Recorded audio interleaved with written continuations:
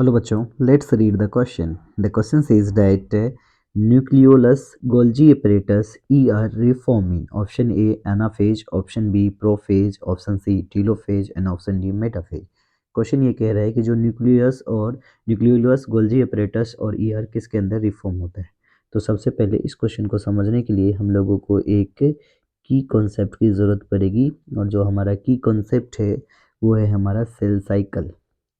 Cell cycle एक ऐसा event है जो क्या होता है, एक इवेंट का सीरीज है जो किसके अंदर होता है, सेल के अंदर. तो क्या बोलेंगे, it is a series of event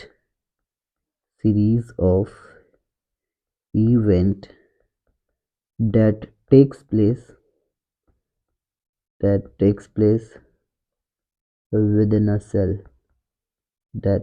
place within a cell as it grows and divide. ये क्या करेगा, ग्रो करेगा और डिवाइड करेगा. और ये जो सेल साइकिल है या जो सेल साइकिल है उसको दो पार्ट में डिवाइड किया, इंटरफेज और एम फेज. और एम फेज जो है फिर सब ग्रुप में डिवाइड किया है. सबसे पहला प्रोफेज के अंदर क्या होता है, क्रोमोजोम का कंडेंसेशन होता है. क्रोमोजोम क्या हो जाता है, कंडेंस हो जाता है, कंडेंस्ड. और फिर प्रोफेज के बाद जो नेक्स्ट स्टेज है मेटाफेज, फिर एनाफेज और फिर टीलोफेज. ये सारे क्या हैं, सब ग्रुप्स हैं जो माइटोटिक फेज के अंदर आते हैं. जो एम फेज है इसके अंदर क्रोमोजोम कंडेंस क्रोमोजोम किसके अंदर आ जाता है, मेटाफेजिक प्लेट्स पे. यह तो क्रोमोजोम